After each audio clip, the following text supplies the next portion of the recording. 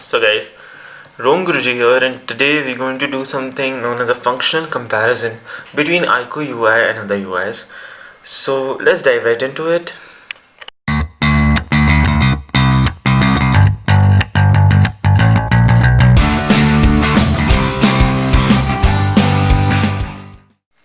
Okay guys, so here we are, and this is the functional comparison between IQOO UI and other UIs. Okay, so I do not have all these phones to compare IQOO UI with, to be very honest, and my OnePlus 60 is currently running a custom ROM, so yeah, the comparison won't be fair. Right, so I have used all the phones, so I will show you a very practical comparison and what's lacking in IQOO UI and what's there in IQOO UI. Okay, so this way you can use it on your phone and know directly what's lacking and what's there. Right, so let's dive right into it. I'm using this phone as a daily driver, so don't worry, the comparison will be realistic. Right, so the phone has all the functional things. Right, so what do I mean when I say functional things? The ROM has a good launcher that has an app drawer, so as you can see, the app drawer works. Right, the status bar has quick setting toggles, which is unlike Vivo's UI, so that's good. It does not have the Google feed, but it has something known as Smart Launcher, which shows you everything that you need. Has a lot of widget, frequently used apps, calculators, smart scene, health requirements, and the current coronavirus status in India. Right, so these small functional things are there, but what's missing? Okay, so we concentrate on what's missing from IQOO UI. So IQOO UI has everything going for it, even the one hand usage thing, but when you go to display and you switch on the low brightness anti-flicker mode, for some reason I believe whenever this anti-flicker mode is switched on, it causes a bit of problem with the screen. It's also mentioned in the settings that it might cause problems with the screen, but yeah, I feel that there is a certain level of problem that comes with a low brightness anti-flicker, so you might not want to switch it on, but that is an issue. Right, then in dynamic effects everything works, so this is something I think is lacking in a lot of phones but is there in IQOO UI. So I really like it. There's a lot of animation there, but what I feel, the animations are a bit slow. I have actually fastened animations on my phone using developer settings. So if you want another video on tips and tricks and special things that you can do with your phone, do mention that in the comment. I'll make a video on that. Right, so MIUI, as you know, MIUI has a very total integration to everything in its UI. Comparatively, there is less integration in IQOO UI, but IQOO UI has mostly all the features you get in MIUI. Right, apparently there is a feature where you can switch on hotspot and Wi-Fi together in some MIUI on some phone, but it's not present in most of the phones, so I don't think even IQOO tried to put it in.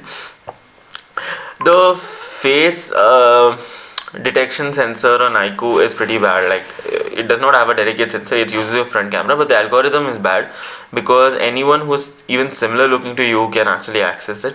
Right, other than that, does it have a total app for your management of system? Yes. Does it have multi-turbo? Yes. Global search? Yes. So yeah, phone clone, it does have that. So you have a lot of things that is there. Right, and you can switch off suggestions. It has something known as smart split, which is not available in a lot of apps. So what you can do is, as soon as you get a WhatsApp message, your screen is automatically split up, which I really like. The game mode on this one, like the game space, etc., is much better. So ultra game mode is much better than other UIs, even MIUI. So it has 4D vibration, automatic Wi-Fi connection, can be disabled, enabled.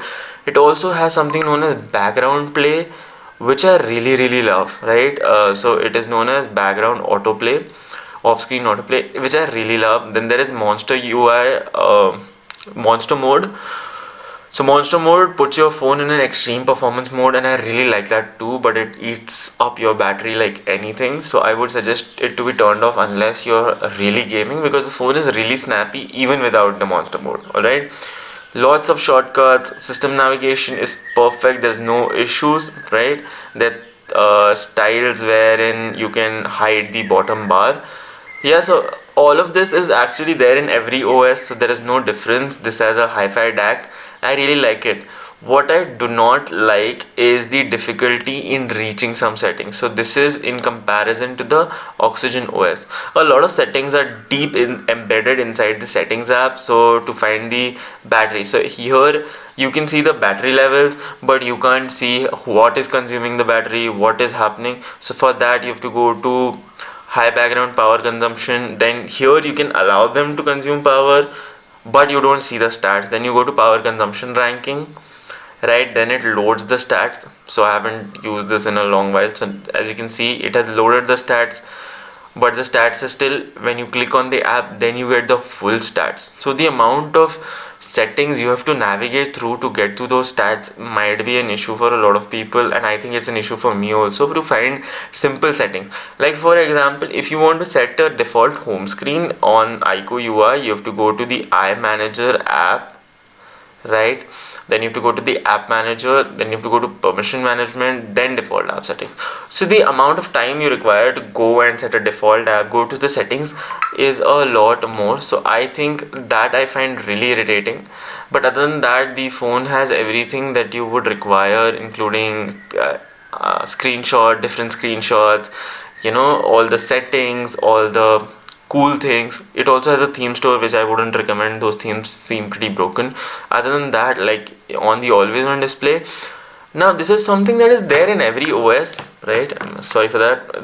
It's something there in every OS, but for some reason I think IQOO UI has it missing, right?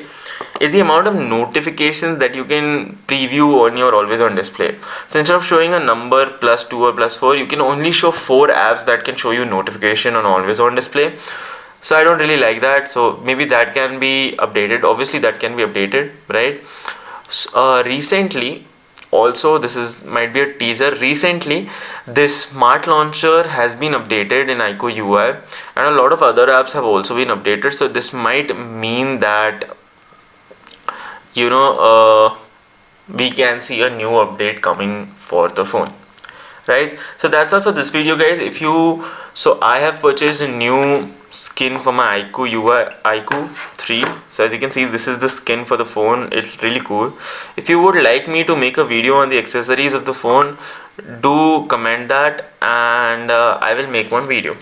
That's all for this video, guys. I hope you liked the video. If you did, please like, share and subscribe. Thank you so much.